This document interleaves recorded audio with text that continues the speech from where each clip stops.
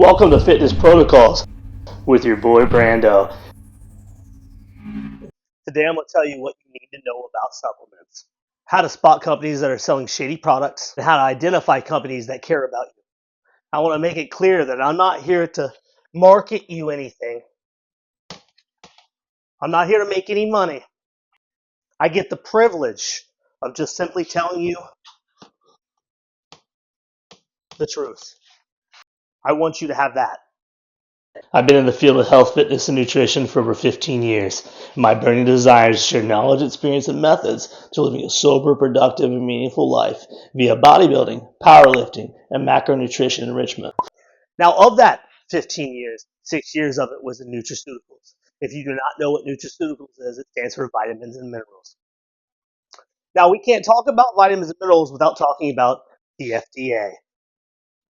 That is the Food and Drug Administration.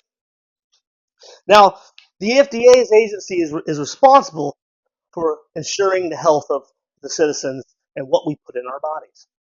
Now, one would think that when we're talking about regulating these things, that we would have to adhere to strict principles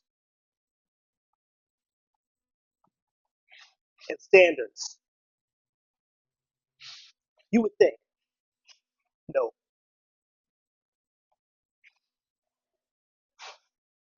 The FDA only requires that you follow good current manufacturing practices, which, by the way, is relatively vague. The FDA is not responsible for how you run your business. They don't tell you how to set up your SOPs. SOP stands for standard operating procedures. They don't care what SOPs that you have, just that they are adequate. And of course, the FDA decides what adequacy is.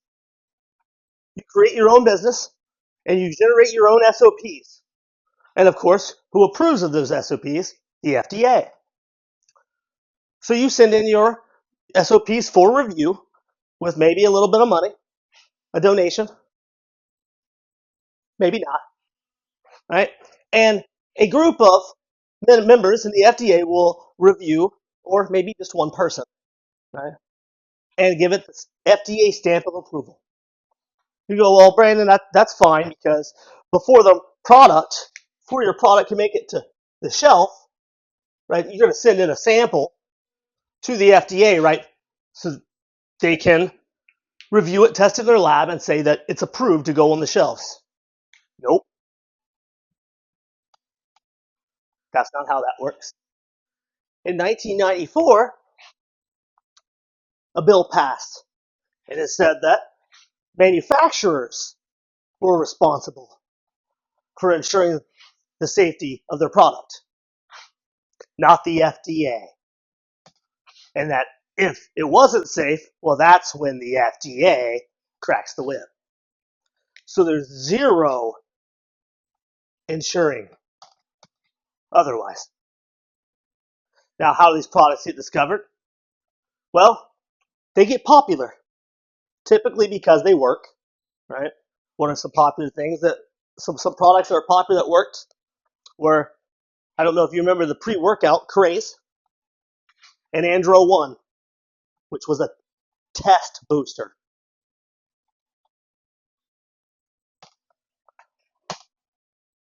Now, Craze, I've seen reviews. This massive man holding this can of Craze. But I love this stuff. Well, yeah, of course he loved this stuff. It's 2 molecules away from methamphetamine, which ironically, once ingested, your body then creates an enzyme that turns it into methamphetamine. This dude was hired and Andro One, same concept, same chemical structure, once ingested, turned into an anabolic steroid.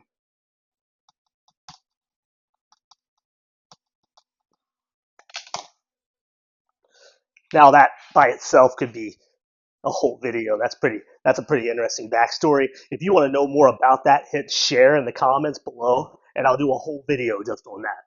Now you might say, this isn't too bad, huh? You can gain quite a bit of muscle with that, right? You can see some purpose to that. I mean, Of course, you're going to have to deal with kidney issues, right? And liver issues. If you don't mind having organ failure and Craze, well, meth, back to meth here. Uh, we just know a plethora of things wrong with that, right? I mean, I know about you, but my understanding of meth is first you lose your mind, then you lose your job, then you lose your house, and then you lose your wife. Um, and then you're living at your mom's basement. Now, enough about me. Let's get back to things we should avoid. You say, well, Brandon, there's nothing to worry about here, right? Because we can avoid these chemical structures by doing a simple Google search, right, of the ingredients in the product. Sometimes you can do that, but most of the time, nope. And this is how you spot a company is doing shady business. Because when you look at the label, it'll read proprietary blend. In the proprietary blend, give you some vague description of whatever they called the formula X200510, and some probably outrageous milligrams, 885. Just tossing some numbers out here, but it doesn't give you a breakdown of what's inside this blend, like it's some trade secret. What could be in there is this, right? What could be in there is this. So it could be something harmful, or it could be just sand, or a sugar pill, or sawdust. You don't know, and they're not going to tell you. What we have here is run out of room, a lack of transparency.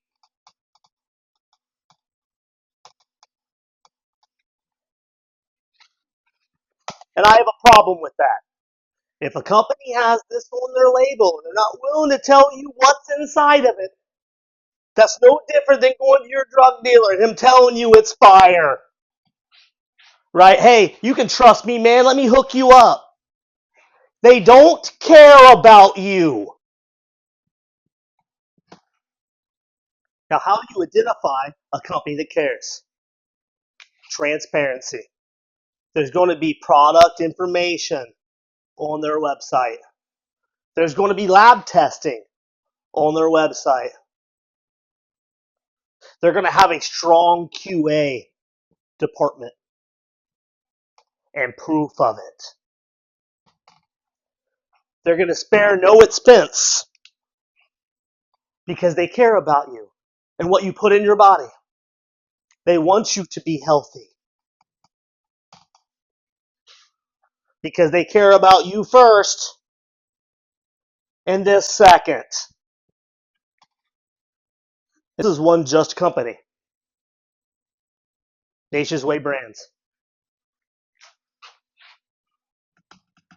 I may be a little biased because I've worked at this company for 6 years, but I've worked hands-on with the procurement of the raw material, the manufacturing, the formulating, and the testing. So when I say that they care about you first and money second, I know it to be true. Now, what supplements should you be taking now that we have a reputable company we should be buying from, or at least what to look for? Well, my list would be probiotics. 2 would be a good multivitamin. 3, vitamin D3 plus